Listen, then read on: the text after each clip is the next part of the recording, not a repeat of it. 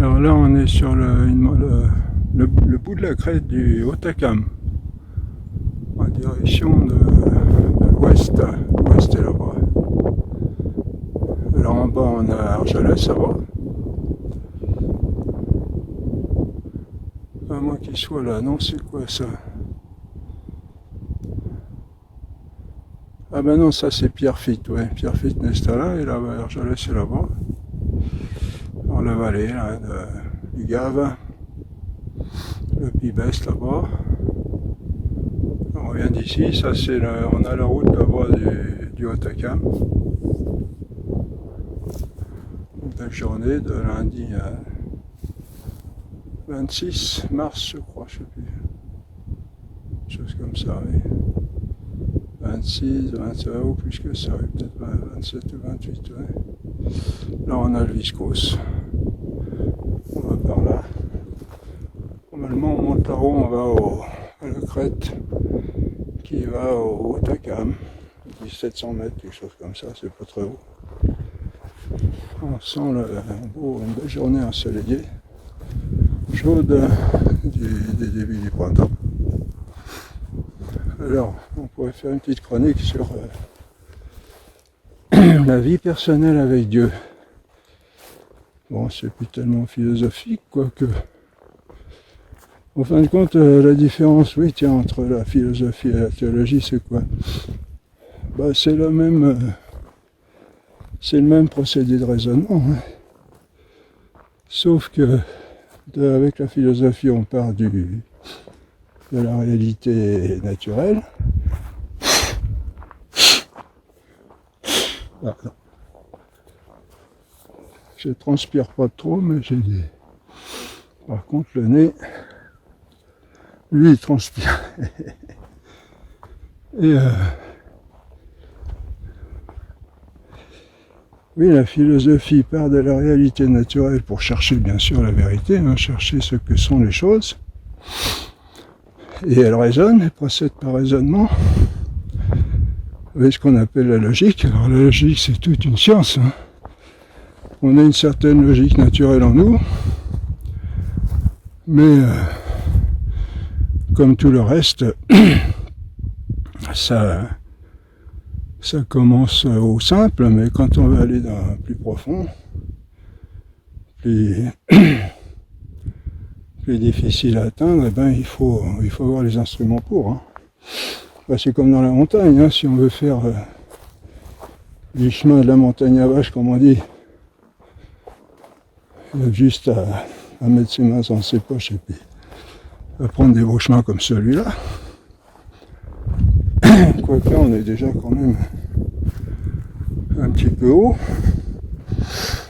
Mais quand on veut faire de la haute montagne, des chemins un petit peu plus difficiles, il faut savoir, ça vient pas comme ça, hein. La montagne, c'est dangereux, c'est bien connu. Et dans la logique, c'est pareil. La philosophie, donc, par exemple, va découvrir l'existence de Dieu. Là, on sait que ça, avec nos cours, là, CF, nos cours de doctrine catholique, il y a un cours où on démontre l'existence de Dieu simplement du point de vue naturel. Il n'y a pas besoin d'avoir la foi pour croire à l'existence, pour se connaître l'existence de Dieu. Reconnaître. Ça se fait naturellement. Et il faut que ça se fasse comme ça. Bon, on ne va pas développer ça ici. Et bon, l'existence de Dieu, ben, on constate qu'il y a des êtres sur la Terre, des minéraux, des plantes, qui ont la vie, des animaux qui ont la connaissance, et l'homme qui a la raison. Et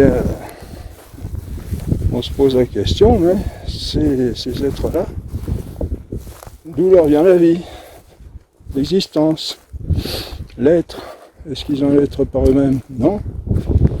Par exemple, nous, si on avait l'être par nous-mêmes, bon, on en serait maître.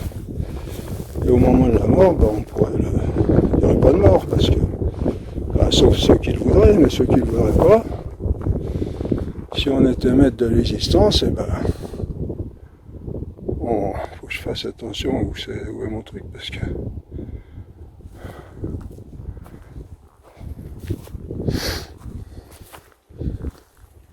si on voulait, la plupart du temps on veut vivre, hein, le plus longtemps possible sur la Terre, et ben si on le veut, même si les conditions ne sont pas favorables, ça c'est les chaussures qui font ce bruit-là. Si les conditions ne sont pas favorables, eh ben on meurt, hein, qu'on le veuille ou pas. Alors on peut rallonger la vie, on peut employer les moyens, des moyens pour améliorer la vie, déjà pendant sa vie, essayer d'avoir une vie saine, et puis si on a une maladie, ben, employer les moyens, trouver les bons médecins, etc. etc. Alors, si les êtres n'ont pas, quand on a l'expérience, n'ont pas l'être par eux-mêmes, ils l'ont forcément par un autre. Selon ce principe, tout bête, tout évident, tout être qui n'a pas l'être par lui-même, l'a forcément par un autre. Et on ne peut pas remonter indéfiniment comme ça, par un autre, par un autre, par un autre, par un autre. On est obligé d'arriver à un être qui lui a l'existence par lui-même. Parce que s'il n'y a pas de premier, il n'y a pas de second non plus. Hein? Prenez une numérotation, tout bêtement, 1, 2, 3, 4, 5 jusqu'à 1000 par exemple. Qui est-ce qui occupe la première place? Le numéro 1. La deuxième, le numéro 2. Si on enlève le 1, il n'y a pas de second. On me dirait il est premier. Oui, mais dans notre cas, il est supposé ne pas avoir l'existence par lui-même. Et s'il n'y a pas de second, il n'y a pas de troisième, il n'y a pas de quatrième, etc. Il n'y a plus rien. Vous voyez? La théologie, c'est quoi? La théologie, c'est comme la philosophie, sauf que dans son processus de recherche, sauf qu'elle s'appuie non pas sur la réalité naturelle, mais sur la parole de Dieu, sur la révélation de Dieu. Et alors ça c'est la Bible, on en a parlé, on peut... Tiens, il y a un vélo là, il y a un collègue par ici. Ben, je crois qu'il va falloir arrêter parce qu'il faut que je monte le sentier là, on reprendra plus tard. Je termine ça, donc la différence c'est que j'allais dire une façon toute un petit peu pas très auguste.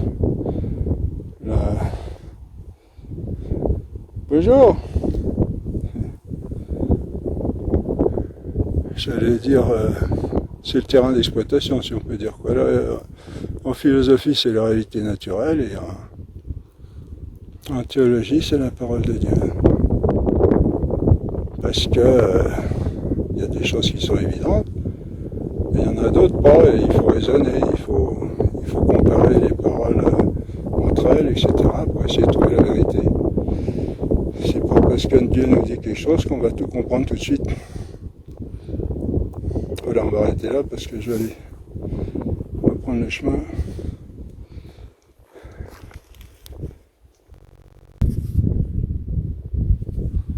Voilà, on arrive au pic de Nerbiou là, en face de nous, 1747 mètres. Ici on est un petit peu moins haut. Alors on a la station du Haut-Takam là-bas. Là-bas. La route du Haut-Takam là qui monte là. Ou qui descend, ça dépend où on va. Et puis là on a toute la vallée de... vallée du Gave, hein. On la voyait tout à l'heure un petit peu plus bas.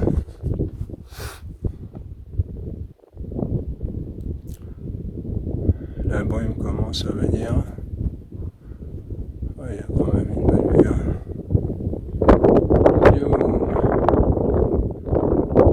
Alors là, c'est la vallée de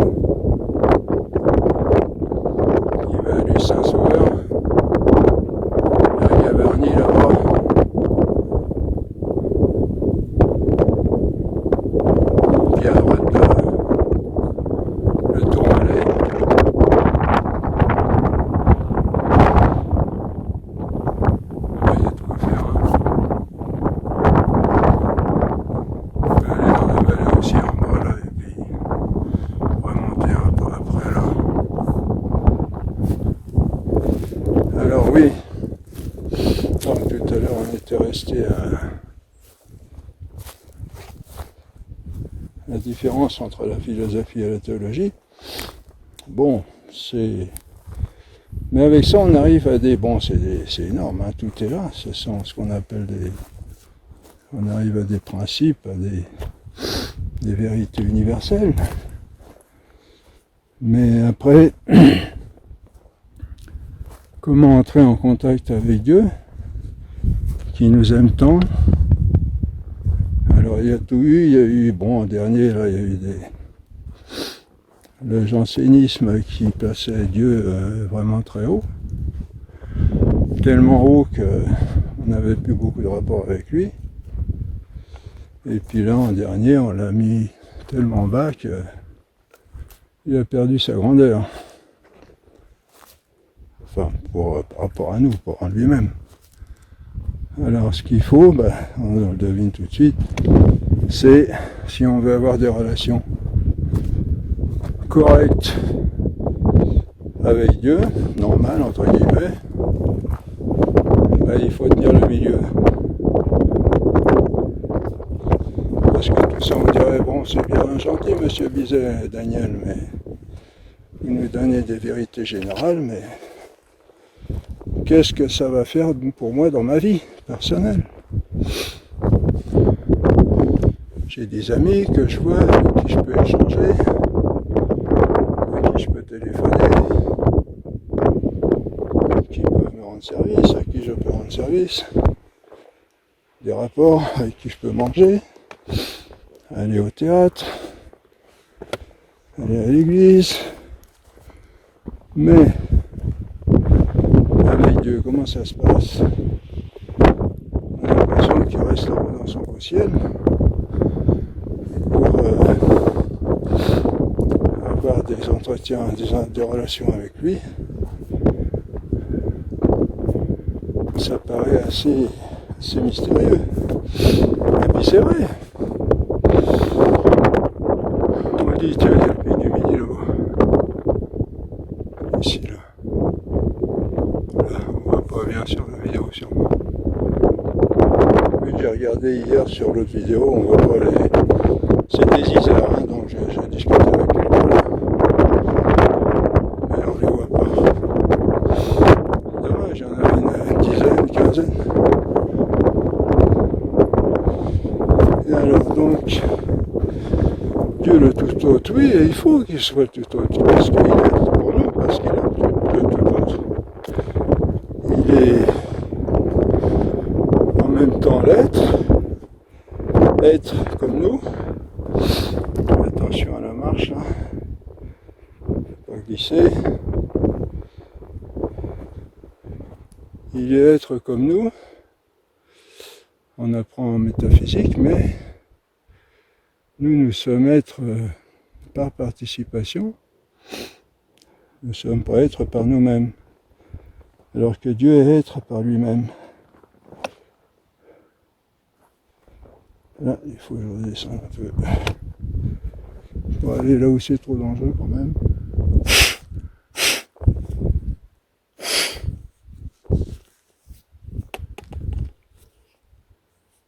Il n'y a pas, dans un sens, il n'y a pas de commune mesure entre nous et Dieu.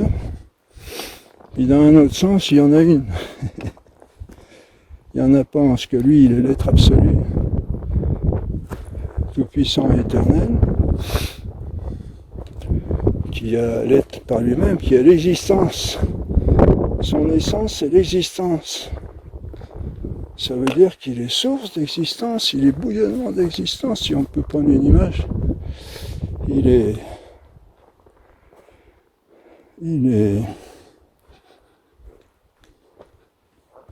existence absolue, infinie et parfaite. Et c'est pour ça que lui n'a pas besoin de cause. Il n'est même pas cause de lui-même, ce qui est une absurdité logique, métaphysique que nous a sorti notre Descartes. Il est l'être absolu, infini et parfait, qui ne peut pas être, qui est le maximum de l'être si on veut, quoi, si on peut prendre une image. Même cette image-là n'est pas très bonne parce que maximum, ça veut dire qu'il y a quand même une limite, alors qu'en Dieu, il n'y a pas de limite. On ne s'imagine pas. Hein. Et donc, du coup, les deux tendances ont raison. Parce qu'il est l'inatteignable.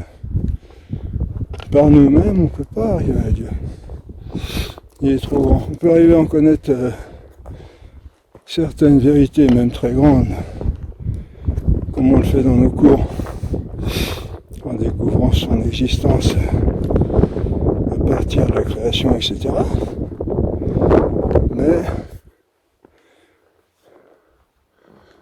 on ne peut pas le connaître en lui-même. C'est par exemple ses projets sur la Terre, sur l'univers,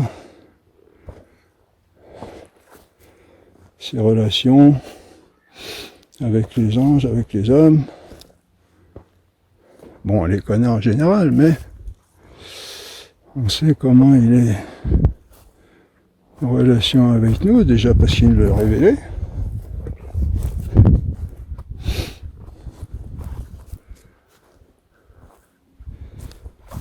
Et donc, Dieu est le tout autre, infiniment grand. Il n'y a pas de commune mesure avec nous dans ce sens, parce que nous sommes des êtres finis, limités, pas seulement en existence, en durée d'existence, mais aussi en qualité, en tout ce qui nous compose. Donc d'un côté, ils avaient ceux qui plaçaient Dieu très haut, ils avaient raison dans un sens, et puis ceux qui ont fait de Dieu presque un copain, ils ont raison un petit peu aussi dans un sens. Et ce qu'il faut, c'est garder les deux bouts. C'est-à-dire,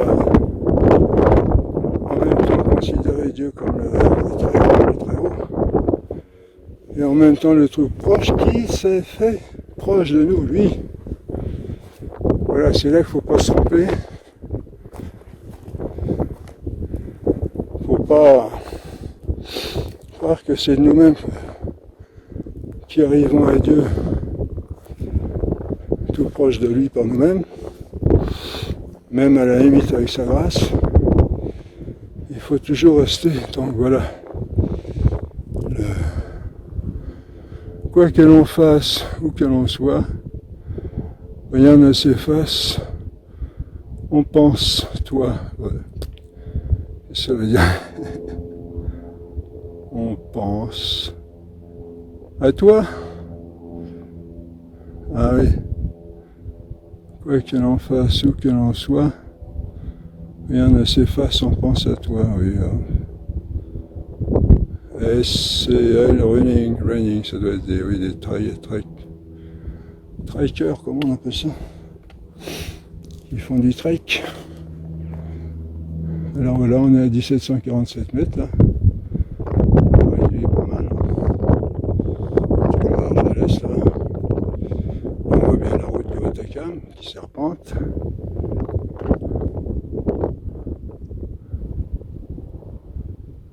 Ma voiture, on la voit plus là. Moi, je suis garé par là, voilà.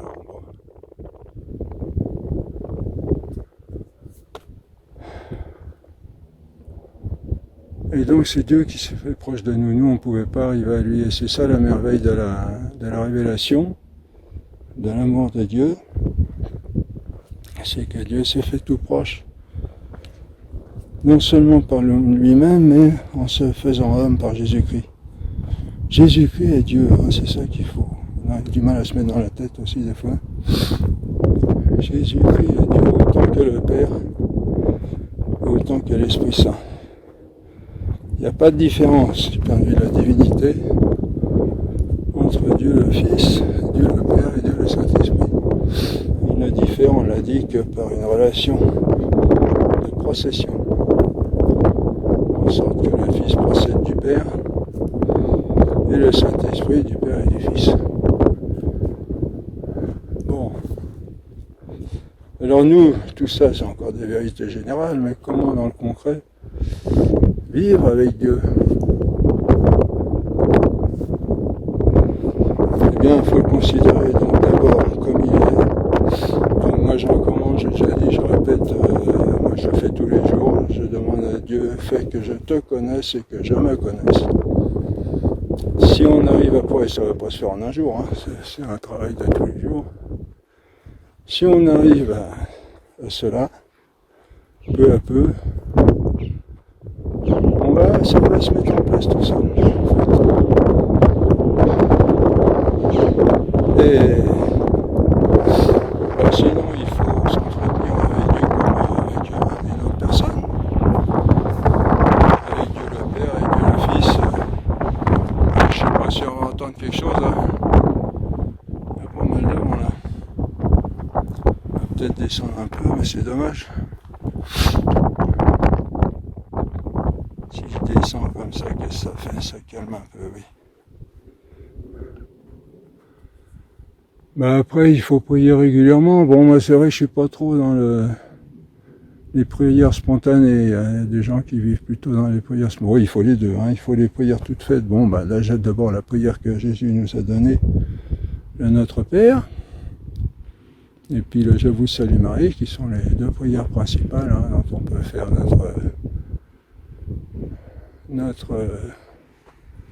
les dire de temps en temps dans la journée. Essayez d'entrer en relation avec Dieu. Ça ne va pas se faire tout seul. Hein. On entend des gens, des fois je parle aux gens, je dis il faut prier, je parle de Dieu. Oh, ils ont l'air de dire pour ce qui s'occupe de moi. Ah oui, mais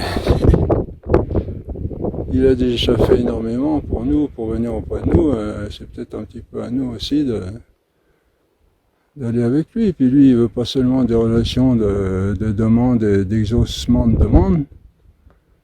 Il voudrait aussi des relations de père à fils, de fils à père. Dieu nous aime comme un père. Et il a soif de notre amour. Comme Jésus. Et donc, essayez d'entrer en relation avec lui, de le connaître. Pensez à lui, le chercher, pas se décourager surtout. Il ne va pas répondre tout de suite.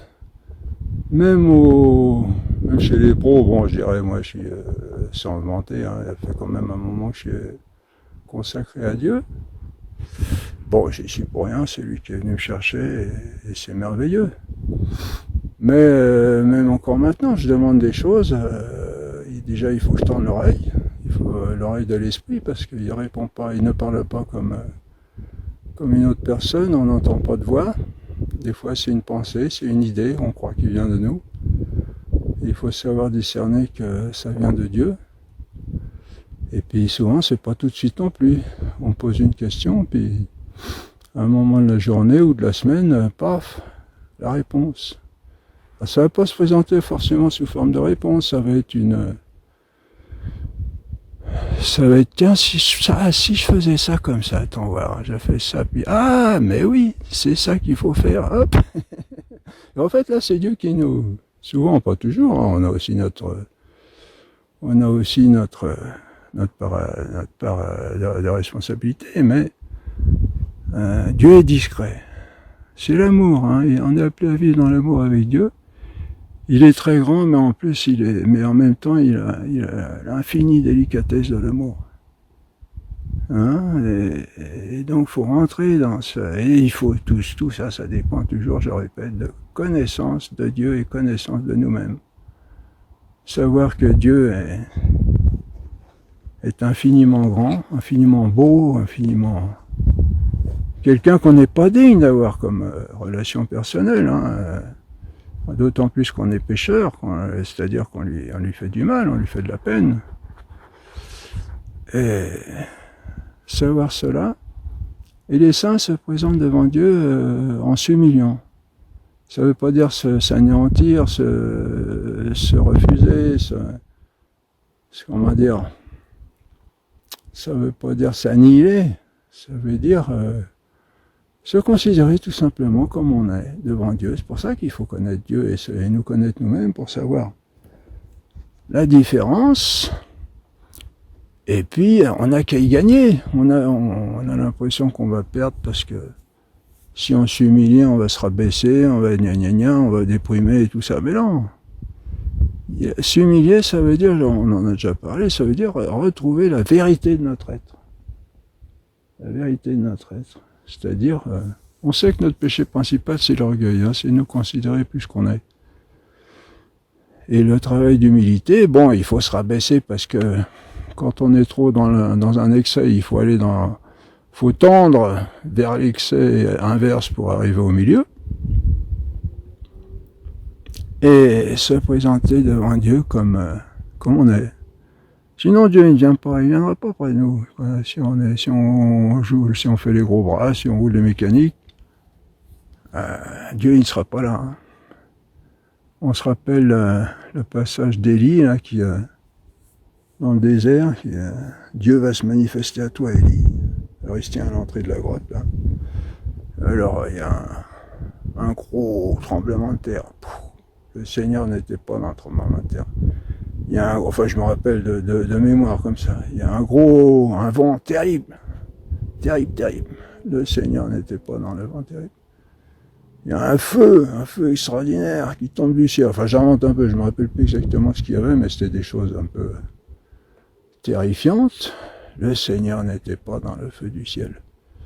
Et soudain vient une douce bise ou brise, je confonds toujours le vent qui est pas très fort là, c'est la brise je crois. Oui, la brise. Un doux vent, doux, tempéré, et Dieu arrive et il était là. Vous voyez? Dieu est grand, mais il est en même temps. Et il y a une autre parole qui dit de la sagesse qui gouverne le monde, qui crée le monde, elle dispose tout avec force et avec douceur. Moi, je ne me rappelle plus non plus les paroles exactes, mais c'est quelque chose comme ça. En même temps avec force, parce qu'il maintient tout, il faut une force extraordinaire faut se rendre compte que Dieu maîtrise jusque la moindre petite particule de tout l'univers dans sa main.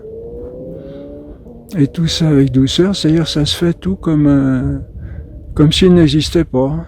C'est très facile pour les gens de croire qu'il n'existe pas parce que il est tellement discret que on a du mal à le voir. Tout est tellement bien organisé, et les choses s'enchaînent les unes les autres. On croit qu'il n'est pas là. Et en fait, il se manifeste pas avec tonitruant, vous voyez. C'est un Dieu d'amour. Alors quand il se met en pétard, enfin excusez-moi, quand il se met en colère, bon là ça pète aussi, hein, comme c'est arrivé.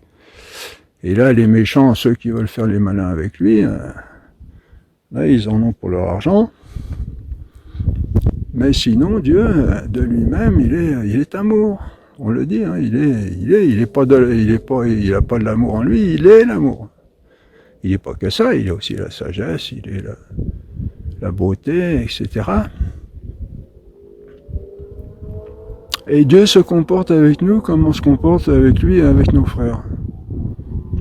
Et c'est dans un psaume, ça, avec le fourbe tu te montres fourbe, avec le pur tu te montres pur, avec le... Donc toute l'importance de nous connaître et puis de nous changer aussi, en allant dans ce sens... déjà aussi ce qu'il faut c'est... alors donc là déjà ce qu'on a dit, de se mettre en présence de Dieu en sachant qu'il est tout autre infiniment grand et que nous sommes une de ses créatures, pas la moindre, hein, on a toute notre valeur, mais bon, il faut retrouver ce qu'on est pour humilité, c'est retrouver la vérité de notre être. Et puis deuxième chose, essayer sinon de lui plaire, au moins de ne pas lui déplaire. Ça paraît évident, mais c'est pas si évident que ça. Si on est sur la terre avec tout cette mouscaille, là, les maladies, la mort, la méchanceté, la haine et tout le machin, c'est parce que on a péché, et parce qu'on a déplu à Dieu, et Dieu nous a laissé un peu abandonnés à notre bêtise. Hein. Et là, il faut retrouver le chemin. Alors Jésus nous a rafistolé, il nous a réparé le chemin qui était cassé, hein, il était brisé, la porte était fermée. Il a rouvert la porte de Dieu par rapport aux hommes, mais d'une façon générale. Et après, nous, il faut qu'on aille à lui. C'est pour ça qu'on a besoin de Jésus pour être sauvé et pour retrouver les bonnes relations avec Dieu. On a besoin d'aller à lui pour obtenir par lui ce qu'il a obtenu pour la nature humaine tout entière en général. Et donc une autre condition pour avoir des bonnes relations avec Dieu, c'est de lui plaire. Essayer de ne pas lui déplaire. Donc pour ça, on dans l'église, après on pratique, si on est baptisé, qu'on a eu le catéchisme, qu'on a eu une bonne formation, avec aussi la formation que je donne, ou une équivalente, et les cours de doctrine catholique pour adultes, faut se former sérieusement, hein, c'est pas une petite affaire. Et puis participer à la vie active de l'Église, c'est-à-dire la messe et puis le sacrement de pénitence de temps en temps, qui nous purifie justement, qui nous enlève cette puanteur du péché qui déplaît à Dieu, hein, plaire à Dieu, et puis aussi communier et recevoir Jésus-Christ qui va lui nous purifier, nous transformer peu à peu, pour que nous devenions semblables à lui, le Fils bien-aimé, de qui le Père dit dans l'Évangile, celui-ci est mon Fils bien-aimé en qui j'ai mis mes complaisances. Complaisance, plaire, vous voyez, c'est la même racine. Jésus plaît à son Père parce qu'il est en phase avec lui, si on peut dire quoi, pour prendre un mot simple, pour tout résumer. Donc voilà, et puis tout ça, ça se fait pas en un jour. Ça, c'est toute la vie d'un saint. Ça va être de ça et de se rapprocher de plus en plus de Dieu. Et plus on va dans ce sens, dans le sens de l'humilité, de retrouver ce qu'on est, et c'est-à-dire l'être qu'on est qui a sa valeur, mais qui est quand même qui n'est pas le plus grand être même de la création. Deuxièmement, qui a péché, on est des véritables salopards, mais ça, quand je dis ça, ça peut choquer. Mais c'est encore un mot bien doux pour dire ce qu'on est par rapport à toute la bonté de Dieu, etc. Il faut retrouver tout ça, nous connaître et nous situer de plus en plus en phase avec Dieu, par rapport à Dieu. Donc bien connaître Dieu, enfin bien, de plus en plus, le mieux qu'on peut. Et puis deuxièmement, essayer de lui plaire en nous accordant avec lui, avec sa parole, en cherchant à voir dans l'Écriture sa révélation et dans l'Évangile principalement ce qui lui plaît et ce qui lui plaît pas, pour que nous fassions cela pour lui plaire et ne pas lui déplaire. Et peu à peu, après ça va se vivre. Mais il va nous aider, hein. Il nous donne son Esprit Saint, il nous donne la Sainte Vierge, il nous donne les saints, il nous donne les anges, on a un ange gardien, et il faut prier tous ces amis là qui nous demandent qu'à nous aider. Et c'est un travail de tous les jours, c'est un effort, chacun dans sa mesure. Hein.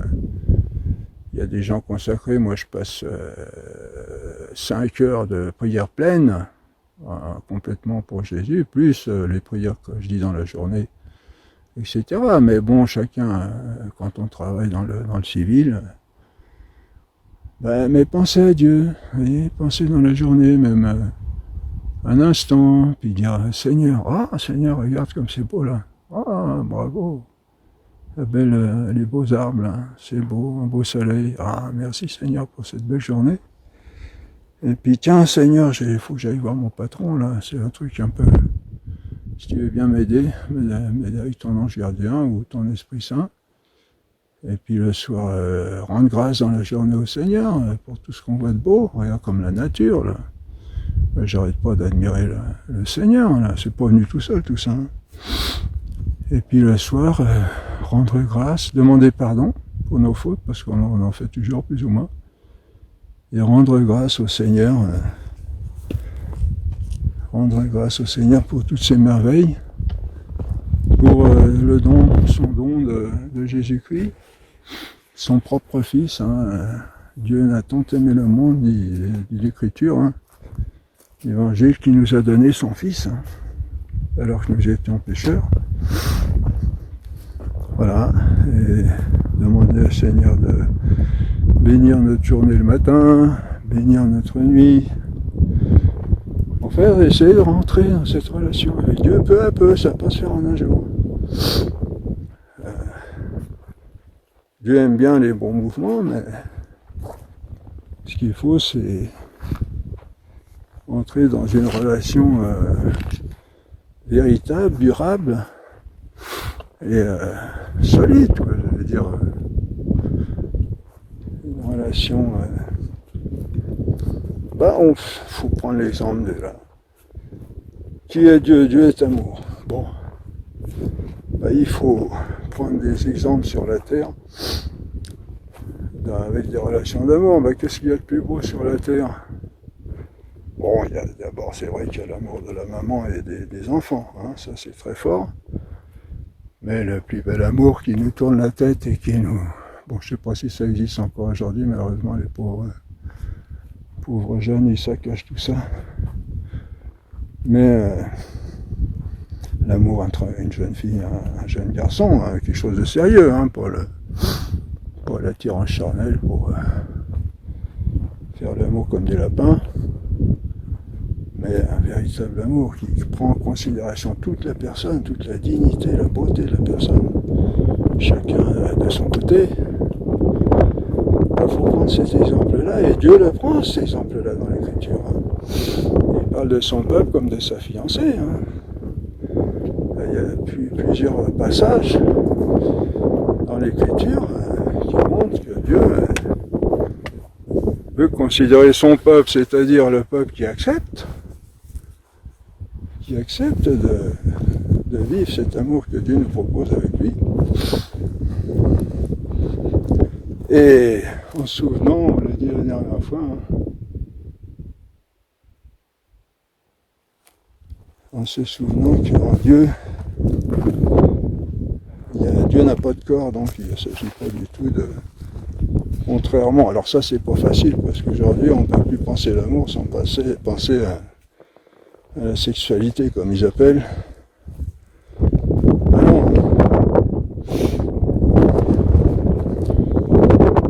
S'il s'agit d'un amour pur, un amour élevé, un amour vrai, qui n'est pas moindre parce qu'il n'est pas charnel, mais au contraire, il est supérieur, sans le découvrir. Là où on peut le découvrir déjà maintenant. Dieu peut nous donner des grâces. Et ça se vit peu à peu, tous les jours, en croissant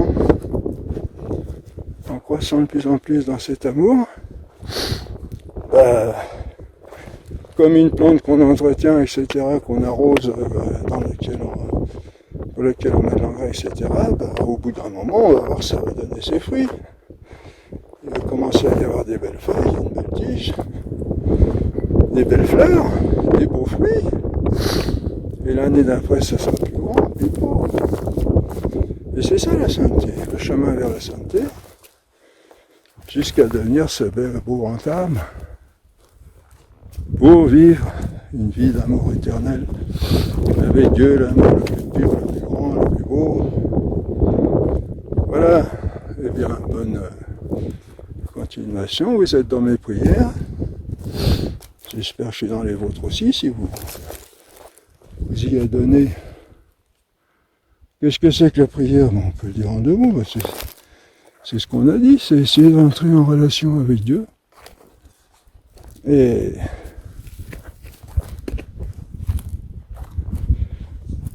essayer d'entrer en relation de plus en plus étroite, de plus en plus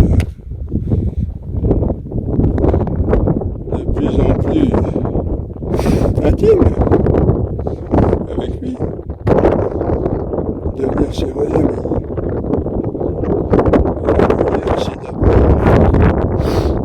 recherche d'entrer en relation avec Dieu. Et de fait, l'oraison, souvent, ça ne consiste pas à dire des paroles, ou etc. Ça consiste à se mettre en présence de Dieu. Prière chez soi. Je sais pas si on entend bien. On peut se mettre en prière chez soi, devant un crucifix, un petit hôtel, un petit lieu qu'on appelle. En Alsace, il y a toujours ça, le coin qu'on appelle, avec un crucifix, une Sainte Vierge, des images de saints, une petite bougie éventuellement, une Bible, et puis faire le signe de croix, prier un saint ou deux, la Sainte Vierge, et puis se mettre en présence de Dieu sans rien dire. On le fait, hein, il y a des gens qui font ça avec des herbes, j'ai vu ça l'autre fois. Là. Bon, là on retourne dans l'idolâtrie, malheureusement. Mais voilà. Puis ensuite, les prières que recommande l'Église. Bon, il n'y a qu'à acheter un bon livre de prières de l'Église catholique, où il y a des prières toutes faites. On explique le chapelet, on explique l'oraison, l'adoration. Alors si on peut aller devant le Saint-Sacrement, c'est encore mieux, parce que Jésus est tout à fait réellement.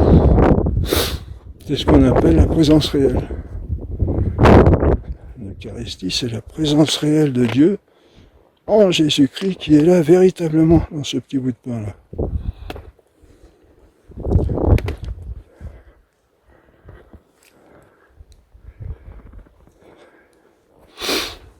L'Eucharistie, dans le tabernacle, c'est là où il y a, bon tout le monde le sait je pense, là où il y a une petite lumière rouge en principe, dans une église ou dans une chapelle. Voilà, bon, bonne continuation. Et mettez ça en pratique et vous verrez, vous ne le regretterez pas. Parce que si on aime bien être avec les hommes, avoir des amis, la famille, passer du bon temps avec la famille, avec les amis, avec Dieu, ça n'a pas de comparaison. Voilà. À bientôt.